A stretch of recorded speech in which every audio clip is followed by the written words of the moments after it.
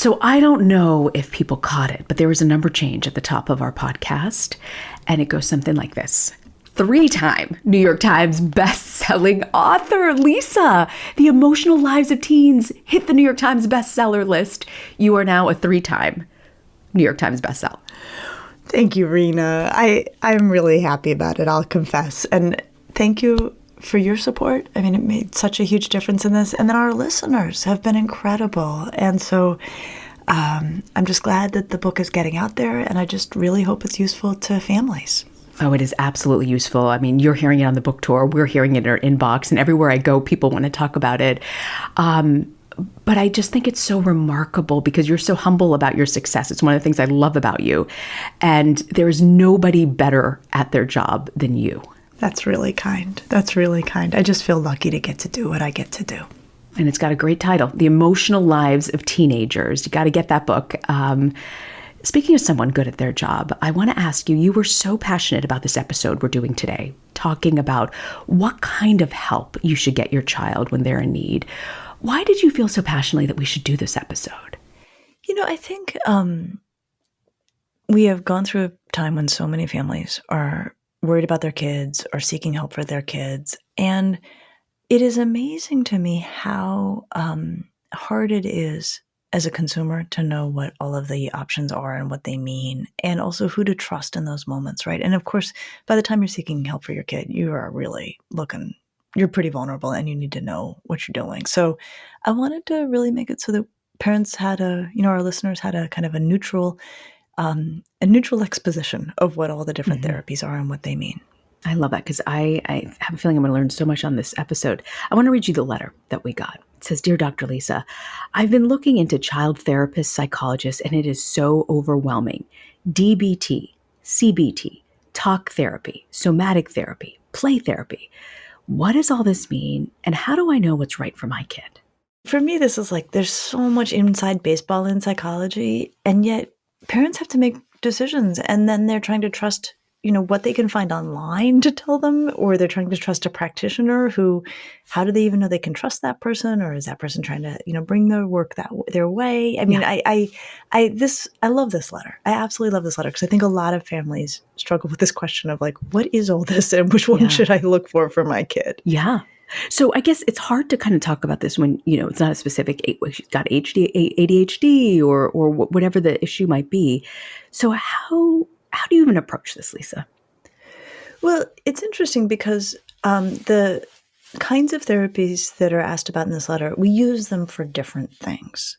And so some will be making more sense for different kinds of concerns than others. So the first one, was it DBT? Was that the first one? It was DBT and then CBT, which I've never heard of any of these. Okay.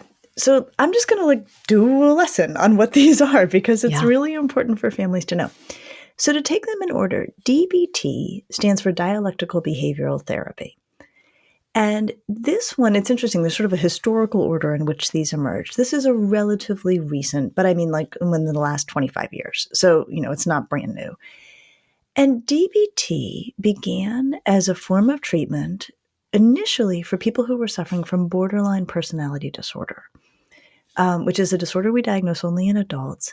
And it has a lot of features, but the overwhelming feature of borderline personality disorder is incredible difficulty managing upset feelings and tending to manage upset feelings through self-destructive actions like cutting or threatening suicide or eating disordered behavior or clinging to people in a way that actually ends up being off-putting. So it's its own constellation of diagnostic symptomatology, but the insight, and it was actually one person, it was a woman named Marsha Linehan, who said, what people who are suffering from borderline personality disorder do not need traditional psychotherapy where we stir up feelings, right? Like the goal, often of talk therapies, and we'll come to those, is you talk about what you've been through. It's often kind of distressing. And Marsha Linehan's view was that's fine for people who are able to manage distress. But the nature of borderline pathology is that you cannot manage distress. And I remember when I was being trained on this beautiful analogy was, that with talk therapy, for someone with borderline pathology, it's like taking someone who doesn't know how to swim, throwing them overboard, and then standing in the boat going, I'm with you, I'm with you. So DBT is swimming. Like, how do you manage distress? Now, interestingly, in the intervening 20 plus years since it was developed for borderline personality disorder, there has been a very helpful expansion of its application to other concerns where feelings are not managed well. So we now recommend DBT often for kids who are struggling with eating concerns, for kids who are struggling with self-harming, separate from a broader borderline, constellation. Anytime we come across a person, and we're talking adults and then adolescents. We don't really do DBT with little kids. We do, helping them manage basic emotional regulation with little kids, but DBT is a more sophisticated version of it. Anytime we are looking at symptoms where the nature of the symptom is the person gets upset and they do something that is bad for them, DBT can be really helpful. So that's how I would want parents to size this up, is if your kid is cutting or threatening to cut or threatening suicide every time they're upset. And we'll come back to, obviously, if there's threatening suicide, you get them safe first, like no question about that.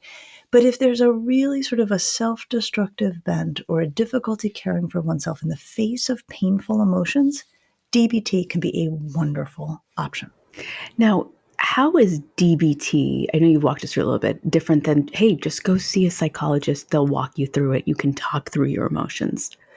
So it's interesting because there are psychologists who specialize in DBT, there's psychologists who specialize in CBT, there's psychologists who specialize in talk therapy. There's almost no way for the consumer to know what they're getting. And so, and part of what's problematic is these are very specialized trainings. Like DBT training is something that is unique to itself. I do not have DBT training. I'm a solidly trained psychologist in a lot of things. I do not have DBT training. I would refer out for that. So part of why I'm really glad we're doing this episode is the consumer needs to know, because as all clinicians are inclined to do so, we tend to recommend what we know how to do. And so if you have a kid where really DBT would be really probably the better option, and you go to someone who specializes in talk therapy, they may get talk therapy when that's not really the best choice for them. So what I would say is, if you have a kid who is really having a hard time managing any painful emotions and is engaging in self-destructive behavior when they become upset or outwardly destructive behavior, I would get an evaluation from somebody who has an awareness of DBT and may themselves practice it or be able to recommend somebody who's really good who does. And so there was something called CBT. What is that, and who could that help the most? Okay, so CBT stands for cognitive behavioral therapy.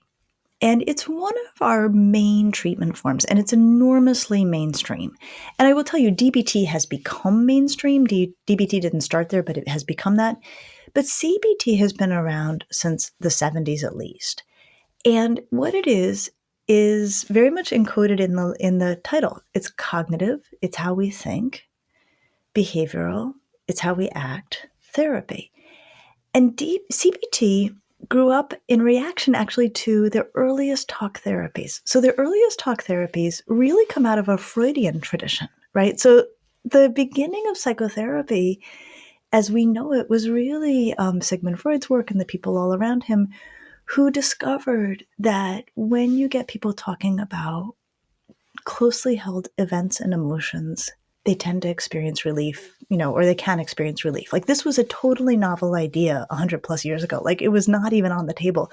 It's kind of like I'm in a very young field in many ways. And so the earliest therapies were all this kind of excavating, curious, trying to understand, unconscious motivations, where things are coming from, access things that may be outside of people's awareness, that may be informing their behavior. And there's real value in that, and we'll come back to it. But then somewhere, I think it was the 60s or 70s, I should know exactly, but somewhere in there, somebody was like, or maybe you don't have to dredge it all up. Maybe you can just help people feel better by changing how they think and how they act. And you don't always have to get at questions of unconscious motivation or, deep past issues. And that's what CBT is. So when you seek out a CBT therapist and the kinds of things for which it is fantastic, it is great for anxiety. It can be great for depression. It can be great for compulsive behaviors like that. There are things that CBT is enormously strong at. So we can start to categorize these. Like DBT is when you cannot regulate emotions. CBT can be enormously helpful. Anxiety can really, I use this kind of like cautiously, but cure anxiety disorders. Really? Yeah, it can go a really long way in helping people manage depression. Those are the two big categories of things that people struggle with. And so if you go to see a CBT practitioner, what they're going to do is they're going to have you lay out how you're thinking about whatever it is you're struggling with. So say it's anxiety, where you say, I'm so anxious, I cannot go to school. School is terrifying. They will have you in detailed ways articulate what is scary about school, what you think is scary about school. They will then have you examine those thoughts, look for distortions and exaggerations, look for ways to actually challenge your own thinking to have it be much more in line with reality, and then use that to change the behavioral choices that are made. Mm. Okay, I am not doing it full justice, but that's sort of the high level description of it. And it can be really, really effective. It's one of the most sort of empirically validated therapies we have. We know from research that CBT can be highly, highly effective for people. So that's what that means. And there's lots of CBT practitioners around that if you are seeking someone, there's a good chance their training is, at this point, CBT. Okay. What about talk therapy? I mean, when I hear talk therapy, I just think of, it's just you showing up to a psychologist's office and talking. Is that what it is? Well, it can be. It can be. So talk therapy is kind of like this big generic term that we use when clinicians use it, we're meaning not CBT, probably more what we would call psychodynamic. And so psychodynamic is the term that we use that's basically Freud plus. So when psychologists are saying the term psychoanalytic, they tend to mean Freud and his contemporaries, like the people who early on laid out psychoanalytic theories. Psychoanalytic theory has developed tremendously in the intervening century, has lots of branches, and has become very modernized in many ways. And so when we say psychodynamic, what we mean is Freud and then everything that came after Freud, but in that vein. The key principles in this of psychodynamic psychotherapy is this belief, and this is important, Reena, and this is actually how I was trained. I was trained very much as a psychodynamic clinician, is the belief that a lot goes on outside of our awareness, that we don't know ourselves as well as we might want to, and that if you create an open environment for psychotherapy where you can just explore and see what thoughts come up one right after the other, where the clinician can be a really attentive observer and noticing, you talked about this and then I saw you take a hard left turn onto this, like I'm wondering what that might be about, that in that process you can access unconscious forces that may be making your life harder than they need to be. So talk therapy is vastly more unstructured, say, than CBT and DBT, but it can really have a place where there may be one of the ways we talk about it sometimes is like ghosts in the nursery, things lingering from the past that are governing the moment that we're in ways that we don't mean for them to. And a good psychodynamic clinician can help bring that to light. And once that is brought to light, give the client more choices. There's something in this letter called, that this letter writer mentions called somatic therapy and play therapy. Can you walk us through what those are? I can. Okay, so somatic therapy is newer to the table, right? I mean, we think, I just because of my training, I think about these things in terms of when do they come on the scene? Yeah. So somatic therapy, it rests on the premise that the mind and body are very powerfully connected, which we now are all in agreement about. Now, I will tell you, Reena, I got my PhD 25 years ago, and I'm not proud of this, but this is the reality. 25 years ago, mainstream psychology was a little bit like, oh yeah, that mind-body stuff, that's kind of woo-woo, not really like conventional wisdom. Yeah. And we've realized the error of our ways. So somatic therapies are really, really helpful for people who have a psychological challenge with a very powerful physiological component. And mostly what I'm talking about here are people who have experienced a trauma. It's really interesting work. So when people go through a trauma, whether it's like, attack of some kind or an accident of some kind, the nature of trauma is that it overwhelms us, overwhelms our coping. That's what makes something a trauma. And it causes basically a full, flooded, overwhelmed response. And then what happens is that when people think about it, or when they're trying not to think about it, it will sometimes come back to them. And what comes back to them also is a full physiological, overwhelming, like they're having a panic response, or they feel nauseous, or they feel frightened and shaky, the mark it leaves goes beyond just thoughts and feelings. The mark it leaves goes into the body and can be carried in the body in tension or ongoing like activation of our reactivity systems in a way that makes daily life really, really hard. Can I give you an example of one thing I think you might be talking about? Tell me if I'm right. It was a Black gentleman who had been the victim of police brutality. It ended up being proven in court. And one of the things he told me in the interview that he struggles with is every time he sees a police officer as he's driving by, he urinates on himself and he can't control that. And he was saying as a dad, it's really hard when your 5-year-old boy has control of their bladder and you can't. But is that an example of a trauma that happened and there's a reaction of something? It's just it's so basic. It's so basic. And and by basic, I think what you mean is like core, right? And kind of almost like, archaic in its way, right? So, no, that's an exact example. So this guy was traumatized, right? When he was beat up by the police or whatever, the assault was. His coping systems were overwhelmed. He may or may not in that moment have urinated himself at the time of the trauma, right? Like you lose control of your functioning, right? Which is so upsetting, right? I mean, upsetting doesn't even get it, right? And then what happens is he is now suffering, based on what you're telling me, I'm going to make a best guess, from post-traumatic stress disorder, which you don't always suffer from PTSD in the wake of a trauma. But if you have that re-experiencing and intrusive symptomatology that he does, we would call that usually PTSD. So he sees a police officer, we would call that a trigger. And that brings him back to the moment of the trauma. And his body recreates what happened in that moment. Wow. And so this poor guy, right? And that's what I mean. Like it really gets in the way of daily functioning if encoded into the body is a traumatic response. So what we do in somatic therapies for people who specialize in it is to really, really be attentive to the signals from the body, tune into the body, and help people feel back in charge of their own physiological reactivity, right? So it may be, that someone who cares for a guy like that, has him think about a situation of seeing a police officer, so not actually doing it, but think about it, noticing the shifts in his body, using breathing or muscle relaxation to try to counter those shifts. So it's not so much the talking, right? It's very much tuning into how the body reacts and then using various strategies that we know work, like breathing and muscle relaxation, to counter that out of control physiological experience. That's good to know. So I want to ask you about play therapy. I just assume it's just kids playing with toys. For which we charge you a lot of money. No.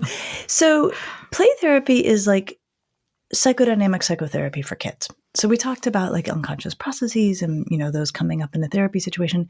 So we don't expect that younger kids are going to come in and be like, so I had this dream last night and here's what happened in the dream. I mean, like we don't expect that.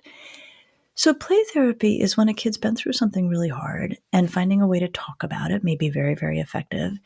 And you have someone, and this is some of the training I have, who's very comfortable doing that in a play setting because that's how kids communicate. So all of us who are trained in that, we have dollhouses in our offices. We have entire families in our offices of toy families. I also, when I was taking care of a lot of kids, I had tons and tons of animals, like tons and tons of little plastic animals. And what you do is you get a conversation going or you play with it. And then clinician can introduce, like, this is sort of a grumpy lion daddy, and here's sort of a sad, tiger mommy, and like, what are they thinking and feeling? So it's a way where you get at what may be under the surface, and you use play both because that's appropriate to kids and also so it's not so like on the nose for them. It's overwhelming for a 9-year-old to be like, so it sounds like your parents are really struggling right now, right? Like, I mean, that's not going to happen, right? But you could have that conversation with race cars or drawing or other ways that allow for what we call displacement in terms of having those conversations. I know when I covered wars that often they would have the children color and write, draw things, and then the psychologist working with them would explain to me what they were seeing through their drawings.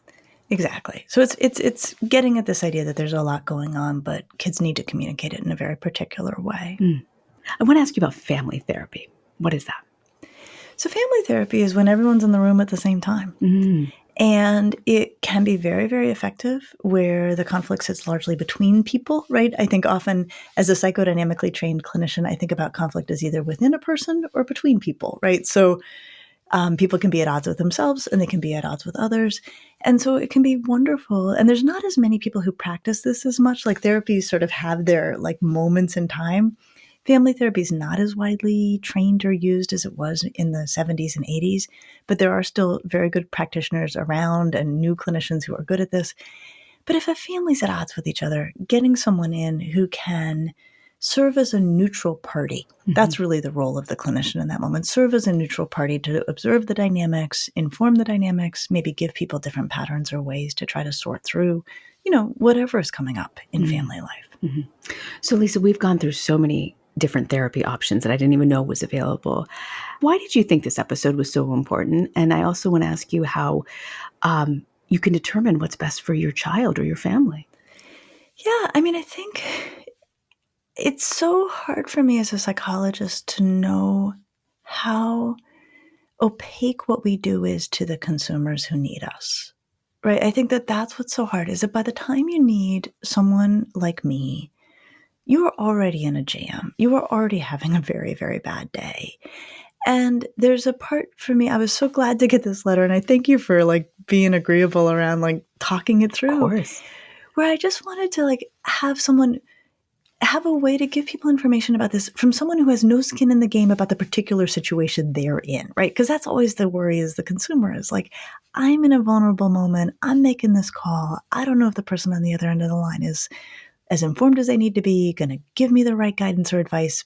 And so I love that we can create a space just to sort of walk these through and give people the information that will help them in what are invariably very, very hard times in their lives. They are very hard times. And I think also I wasn't aware of a lot of these DBT, CBT. I didn't know these were options. And sometimes it might give people an opportunity to explore an avenue that might be better for their family. Yeah. I mean, because you want the treatment to work. I mean, that's the thing that's so frustrating is when people seek care, get connected to care, are spending time and money on that care. If it's not the right care, they're losing time and losing ground. And that also just, I just makes me really, I just hate that. Yeah. No, you are always so vested in the lives of people you don't even know because you have experienced so much in your practice. So, Lisa, what do you have for us for Parenting to Go? Okay, so this is a really interesting thing. We have studied treatment efficacy, right? So one of the questions that people may be thinking is like, okay, well, which ones are the most effective? And so we've asked that question of like, what makes for an effective psychotherapy? And the answer that comes back is not this kind or that kind or this level of training. The answer that comes back is a good working relationship with the clinician. So that is, in addition to trying to find the right kind of therapy for your need, the thing that you really want to keep an eye on is, do you as the parent maybe seeking help, or does your kid as the kid seeking help feel like you and the clinician are working well together on the same team, are in a good partnership? And we have found through like massive empirical studies that that's what actually drives treatment outcomes more than anything else. Like you could have somebody who's like 40 years into, their career. If you've got a lousy relationship with them, you're getting nothing. You could have a newbie who, is still pretty green as a clinician, but if you've got a good working relationship, you're going to get a good result from that. So What I would say for people who are looking for clinicians for themselves or their kids is like, these are the two things you want to weigh. What type of treatment's going to make sense? And can you find somebody where it really feels like a good fit? And I think that's what's so painful is first, getting in anywhere is hard these days. But then once you get in, you feel like you should be so grateful, but you don't gel, or your child, you can tell just it's not working, but you continue doing it, spending tons of money because this is your only option. Yeah. So I know it feels like a very high bar to set at any point, and I certainly now when clinicians remain very stretched thin. But for families who can find and exercise options, this is the information they're going to want to have. It's great. Well, thank you for this, for laying this all out. And I didn't realize how many other options there are. So we're so grateful, Lisa, that you've gone through to explain this and maybe open the door for other parents to think of other options. And next week, we're going to talk about gaming. How do you know when gaming is too much for your child? I'll see you next week. I'll see you next week.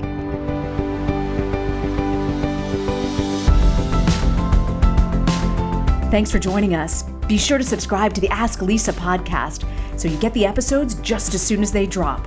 And send us your questions to askLisa@drlisadamore.com. And now a word from our lawyers. The advice provided on this podcast does not constitute or serve as a substitute for professional psychological treatment, therapy, or other types of professional advice or intervention. If you have concerns about your child's well-being, consult a physician or mental health professional. If you're looking for additional resources, check out Lisa's website at drlisadamore.com. We'll see you next week.